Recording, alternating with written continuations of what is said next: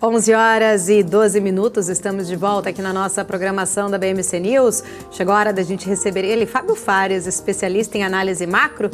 Fábio, seja sempre muito bem-vindo, bom dia para você, obrigada pela sua presença. Bom dia, Paula, bom dia, Felipe, tudo bom com vocês?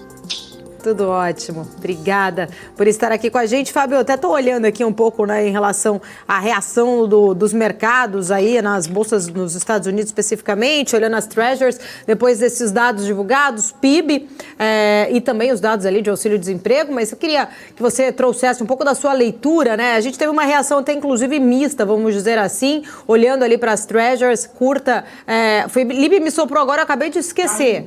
Curta caindo, longa subindo. Queria que você trouxesse um pouco da sua leitura para a gente sobre esses indicadores de hoje. São o PIB em linha, então não traz novidade nenhuma, apesar do pedido de seguro-desemprego ter vindo mais uma vez mais forte, o mercado cada vez mais caminha para o que a gente vem conversando há algumas semanas, que o Fed já fez o trabalho dele, não precisa mais subir juros.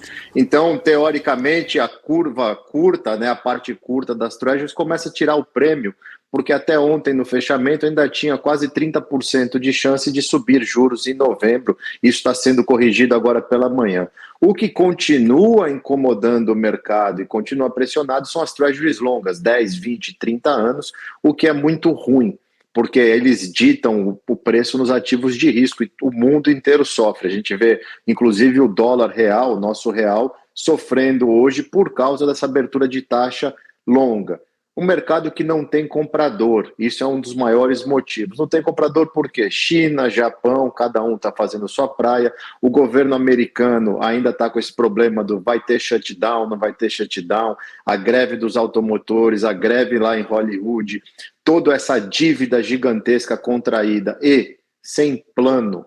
O mercado quer uma direção, quer entender. Governo, o que vocês vão fazer? Por quê? Juros longos é confiança. E o mercado está nitidamente demonstrando que eu não confio no que vocês estão nos mostrando, então eu vou ficar fora. Enquanto essas taxas estiverem subindo, ativos de risco vão sofrer e bastante. Inclusive, você citou aí, Fábio, sobre o shutdown, né? Já quero aproveitar e entender também um pouco mais da tua visão sobre este assunto. A gente já viu, na verdade, shutdowns acontecerem 21 vezes na história aí dos Estados Unidos, né? Esse impasse, inclusive, tem preocupado também as agências de classificação de crédito, mas eu queria entender, né, um pouco mais da sua leitura, você que está aí especificamente, se você acredita que deve aí acontecer mesmo, que não vai se ter, então, talvez esse acordo lá na Câmara até domingo, né, que é a previsão ali no dia 1º de outubro, e os impactos reais que isso pode acabar trazendo, e se está ou não, de repente, aí já precificado com essa curva longa aí subindo, se isso já estaria aí precificado essa possibilidade. Eu acho que ainda não, Paulo, inclusive porque se o shutdown acontece, a gente vai ficar voando sem instrumentos durante 2 semanas, então vai perder índice de desemprego e CPI no começo de outubro, porque o governo obrigatoriamente tem que parar por 2 semanas, o que seria muito ruim para o mercado. O speaker da casa, o McCarthy, ele já tem algumas cartas na manga que ele poderia usar, ele não está usando de teimoso. Não existe a possibilidade de tirarem ele, mas ele queima cartucho político quando o Senado já arrumou uma solução provisória e ele não quer levar adiante. Uma das coisas que fica muito estranha nessa negociação, que não é boa para ninguém, então assim, não adianta pensar, o republicano quer zoar o democrata por causa da eleição, quer expor o Biden e tudo mais, não, isso é péssimo para o país. E essas horas os políticos têm que se unir e pensar no país, porque parar a máquina do governo por pelo menos 2 semanas, que é o que vai acontecer se não for aprovado no domingo, machuca tudo e todos, então ninguém tem capital político. Agora, o orçamento tem coisas estranhas que precisam ser negociadas, como, por exemplo, estamos vendo vários problemas de greve nos Estados Unidos e dentro desse orçamento tem 6 bilhões de dólares do governo americano para pagar salários de agentes ucranianos que estão em guerra. O americano, do lado republicano, fala, isso não tem sentido nenhum, vamos tirar isso daí. E os democratas não mexem porque a gente sabe, inclusive tem investigações em CPIs americanas dentro do Congresso, das relações do filho do Biden, o Hunter, com o governo ucraniano e com negócios na Ucrânia que acabam trazendo essa lama toda para dentro do tapete da família Biden, inclusive onde o presidente, na época vice, usou do seu poder como vice-presidente dos Estados Unidos para fazer alguns favores, e isso está sendo investigado. Isso sim é capital político que eles estão tentando negociar. Agora, tem solução, e eu acho que eles votam isso até amanhã, meia-noite, né, de sexta para sábado, porque paralisar é ruim para os dois partidos, eles já tem um acordo do Senado, é só o McCarthy levar para o floor do Congresso e aprovar isso em primeira instância, para depois negociar o orçamento. Parar vai ser péssimo para todo mundo, inclusive para o mercado, que, como eu falei, fica 2 semanas sem nenhum dado do governo e a gente tem desemprego e CPI saindo na primeira semana de outubro. Só isso, né, Fabio? Bom dia para você. Só payroll, só CPI, só dados importantíssimos, inclusive para sinalizações ali dos próximos passos do Federal Reserve. Inclusive hoje, né, daqui a pouco tem a fala do Jerome Powell e a grande expectativa do mercado é saber exatamente o que ele vai falar diante de todas essas movimentações que a gente está vendo, né? Você acredita que, de repente, algo que o Powell fale ou alguma sinalização que ele dê, se ele não for tão enfático, se ele não for tão duro assim, tem o poder de arrefecer um pouco essa curva de juros, tem o poder de trazer um pouco mais, alinhar um pouco mais as expectativas do mercado e o mercado não ficar tão cauteloso, tão pé atrás assim? Eu acho que não, porque o Fed está vendo acontecer justamente o que ele queria que acontecesse e de uma forma organizada, porque o emprego continua saudável, vê aí pedidos de seguro-desemprego vindo bem abaixo do esperado, eram 217 mil, veio 204 mil pela segunda semana consecutiva. As bolsas elas estão caindo, mas em conta-gotas, não é nada que contamine, e essa alta das taxas ela afeta o mercado imobiliário, tanto que saiu agora de manhã o número de agosto de casas do mercado imobiliário, que foi bem ruim, ele veio bem feio, mas é função de tudo do que está acontecendo, que ele vem avisando há muito tempo. Olha, eu vou apertar a economia, eu preciso parar a atividade, eu preciso trazer a inflação para a meta, eu vou fazer isso, e a não ser que desande tudo, uma recessão, desemprego abundante, eu vou continuar manejando a economia desse jeito, porque o meu objetivo é inflação na meta, que é o grande câncer para o americano. O pending home sales, que eram casas pendentes, as vendas, o esperado de agosto era um número de menos 0,8%, ele veio menos 7%. O que isso significa? Que vários contratos que estavam para ser assinados de vendas de casas foram cancelados, mostrando que o americano está, não é hora de fazer um gasto dessa magnitude com as incertezas que a gente tem adiante, além do custo dos juros tão altos da prestação, que hoje em dia está rodando perto de 8%. Eu não acho, Felipe, que o Powell possa falar nada que acalme o mercado, porque, querendo ou não, o mercado está até calmo. O Powell está vendo tudo que eles construíram e avisaram, porque a gente cansou de falar aqui toda quinta-feira, juros altos por um longo período e tudo mais. O mercado simplesmente se abraçou em inteligência artificial e achou que tudo isso ia se resolver. A conta chegou.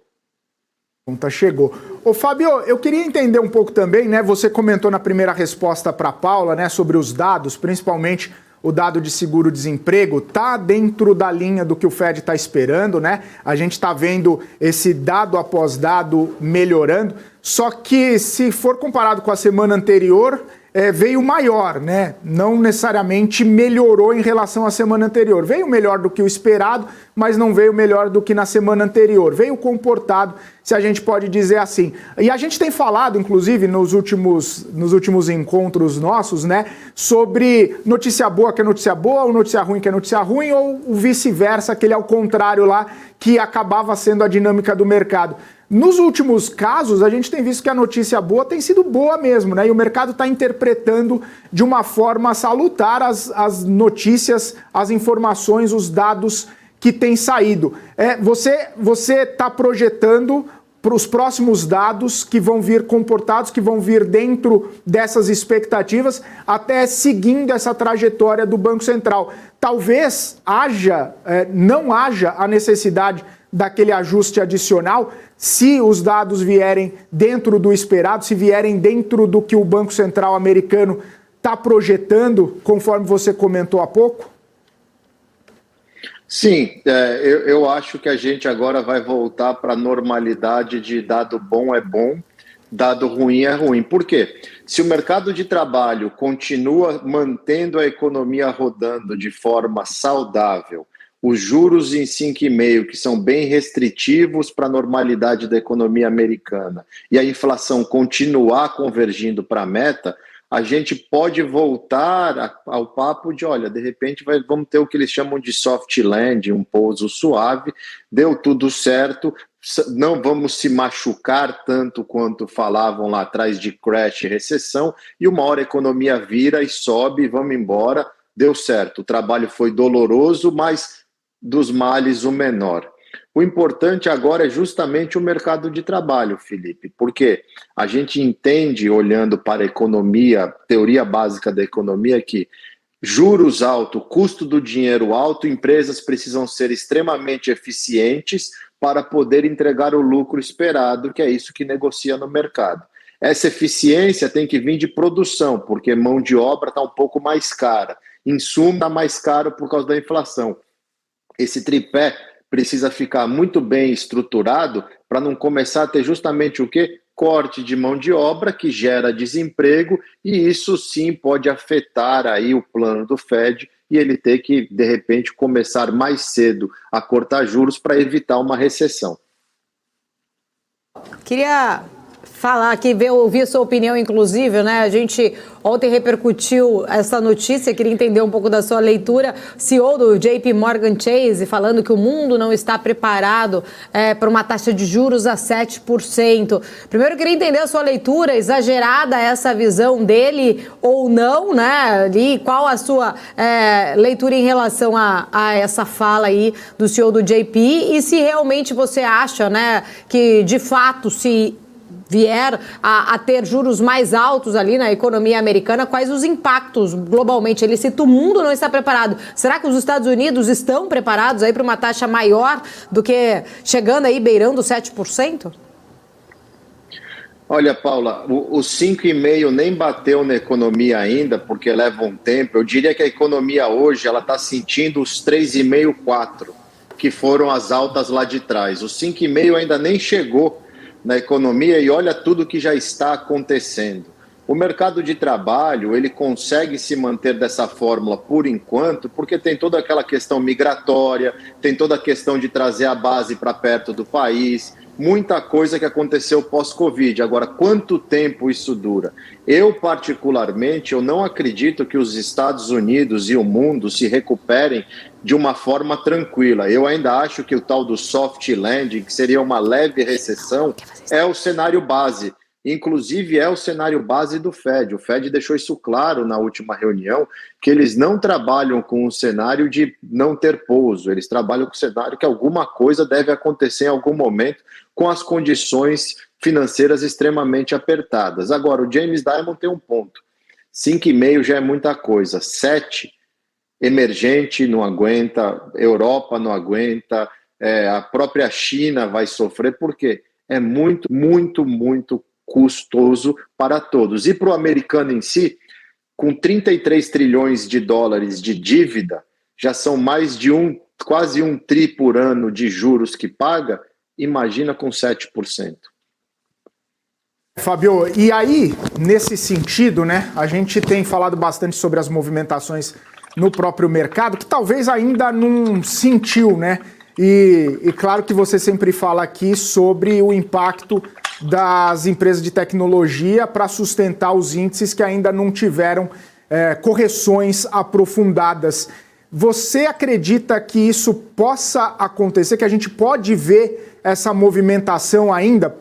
Claro que se a gente levar em conta o S&P 493, né, 400, tirando as 7 grandes empresas, ele está muito lateral nesse ano, né, sem grandes crescimentos vistos no S&P 500. Mas A gente tem essa possibilidade de ver essa queda nos índices, de ver o mercado sentindo ainda mais, de ver o mercado fazendo a grande correção que ainda se espera por conta dessa alta dos juros e tirando um pouco, né, dessa resiliência, desse ímpeto ainda de alta de algumas empresas que têm sustentado o índice? Olha, Felipe, infelizmente hoje o meu cenário base é o que a gente está vendo aqui, que é o que a gente chama de morte por 1000 cortes, que é o Death by 1000 Cuts, que é o pior que tem, porque você vai sangrando aos poucos. Eu não vejo um crash na Bolsa Americana justamente pelo tamanho das empresas que comandam o índice. Eu sempre faço essa pergunta e ninguém até hoje conseguiu me dar uma resposta convincente. Quando você olha para a Microsoft, para a Apple, para a Google, para a própria Nvidia hoje em dia, pela importância dela, o que você precisa que aconteça no mundo para uma empresa dessa cair 5% num dia, 10% num dia? É muito difícil. Talvez dessas 4, a Nvidia seja a que tem a maior chance disso acontecer. Mas mesmo assim é uma chance remota. E com isso, com o peso delas, aí você coloca mais a Amazon, você coloca a própria Microsoft, Apple, Nvidia, Google, Amazon, Meta e coloca a Tesla, como que elas caem 5%, 10%? Se elas não corrigem isso no intraday, o índice não vai cair tudo isso, porque hoje elas representam quase que 30% do índice S&P, né? Só Microsoft e Apple são quase 13%, vai somando o resto, vai dar uns 20 e poucos por cento. São muito grandes essas empresas. Dificilmente isso acontece hoje em dia. Então, assim, eu não vejo um crash. Um crash seria um cisne negro, aparecer alguma coisa que ninguém está esperando. Agora, vamos concordar que o mercado inteiro espera uma atividade diminuindo, talvez o desemprego subindo, taxas de juros se mantendo alta. Os jogadores no campo, todo mundo já sabe a escalação, é só ver como o time vai jogar. Então, para isso, não vamos ter grandes surpresas. Esse que é o ponto. E o que é ruim, porque isso é aquela coisa, é uma lerdeza. Tanto que a curva de juros só precifica corte agora em julho, agosto do ano que vem, quando há poucos meses atrás o corte era agora em novembro. Então, ou seja, o tabuleiro já está montado, é ver como as peças vão se comportar. Um crash só se acontecesse uma coisa fora do ordinário, que seria um cisne negro. Eu queria entender também um pouco da sua visão, falando um pouco mais aqui de China, né, da discussão ali, inclusive se a demanda chinesa aí por petróleo já pode ter atingido o seu teto neste ano, né, muita expectativa, ou melhor, né, muitos especialistas tentando chegar aí a essa resposta para trazer visões, inclusive, do comportamento aí do barril do petróleo, né, muitos acreditam, inclusive, que China já deve, então, ter alcançado aí esse pico, né, essa demanda chinesa aí para o petróleo ter atingido o seu teto. Queria entender um pouco também da sua leitura, se você vê dessa forma, será que China também pode estar fazendo aí preço em relação a isso? Sim, o grande vilão dessa história que pode estragar muita coisa é o petróleo e uma China acordando, saindo dessa inércia de crescimento que ela vem há meses, com a expectativa de todos que ela precisa entregar 5%, 6% para ajudar. Essa demanda de petróleo, além de ser um pouco sazonal, é o que assusta. O barril chegou a 97, o futuro de dezembro, e isso preocupa porque a inflação na veia. A gente sabe que os Estados Unidos, no movimento para controlar a inflação, vendeu grande parte das suas reservas de petróleo, então ela está que nem... Os Estados Unidos está hoje em dia como o Brasil ficava em janeiro, que os reservatórios de água estavam na reserva de emergência e a demanda por eletricidade estava grande. Os Estados Unidos está assim, está na reserva de emergência, porém a demanda aqui não está enorme por petróleo ainda. Quando a gente olha as variáveis do mercado, cada um fala uma coisa. O mercado de renda fixa se comportando como a gente estivesse entrando numa mega crise, a bolsa numa ressaca, petróleo como se a gente tivesse com a atividade bombando, o ouro como se o mundo tivesse crescendo para caramba. As coisas não estão se falando. A gente está naquele momento que olha para tudo e ninguém consegue entender o que cada ativo está querendo precificar. Agora, China, se essa demanda de petróleo for consistente com os cortes de produção de Rússia, Arábia Saudita, a gente sabe que fica apertado, a gente já viu o petróleo disparar querendo ou não, estava 80 abaixo, chegou a 68, já voltou para 95, isso pode ser alguma coisa que atrapalha demais. E, como você sabe, Paulo, lidar com o chinês é sempre uma incógnita, porque a gente nunca sabe o que realmente acontece por lá.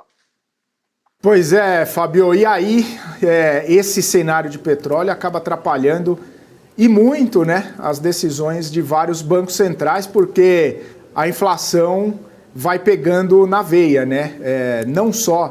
E claro que por conta de ser um item volátil ali, né, acaba saindo do núcleo, mas quando a gente percebe a reação em cadeia, né, o efeito que o aumento do petróleo tem na cadeia como um todo, isso aí complica muito a vida dos bancos centrais, principalmente quem está tentando reduzir ou parar de aumentar, né? Quando a gente olha até mesmo no Banco Central Europeu, né, essas últimas altas, e aí falando, não, vamos ver como vai ficar a inflação, vamos tentar trazer a inflação, mas a economia muito já deprimida, né? Nos Estados Unidos a economia ainda pujante, mas juro bastante elevado, inflação tentando voltar tentando arrefecer ali. O cenário do petróleo ainda está bastante desafiador, né? E, claro, colocando em perspectiva das autoridades monetárias, acaba contribuindo para esse cenário que não dá para saber para que classe de ativo ir, né? Os investidores ficam muito inseguros e incertos para onde olhar, para onde monitorar. Tem alguma visão, Fábio, que a gente pode ter, alguma classe de ativo que seja um pouco mais defensiva, que a gente consiga ter essa proteção desse cenário macro mais incerto? Olha, Felipe, eu acho que hoje e é isso um pouco do que a gente vê no mundo, o pessoal está correndo para juros americanos. É o melhor investimento? Não, mas é o mais seguro e é o que tem menos margem para andar demais para o lado errado, porque a gente sabe que o mundo não aguenta juros maiores do que já temos nos Estados Unidos. Então, quando você olha os juros de 20 anos aqui chegando em 5%, você sabe que não dá para acreditar que ele vai para 6, 7%. Ele precisa voltar para perto de 3,5%, que é a média histórica dele, para o mundo ser funcional. Então, você tem os dois lados hoje. A turma que está na ponta curta da curva de juros americana, aproveitando a política monetária, e muita gente olhando com carinho alongar um pouco da exposição para a ponta longa dos juros americanos, porque é um ativo soberano de um governo que honra suas dívidas, e 5% num título de 20 anos é muita coisa. Então, eu olharia isso. E só falando um adendo sobre o petróleo, ele não entra no núcleo da inflação, que é o foco dos bancos centrais, mas ele contamina o núcleo, porque petróleo mais caro, combustível mais caro, tudo fica mais caro. É uma derivada de segunda ordem, é questão de tempo. Ele contamina hoje para amanhã bater lá na frente e vir a porrada no índice, no núcleo da inflação. Maravilha, Fábio Fares, sempre um prazer falar contigo, quero agradecer, muito obrigada, até semana que vem.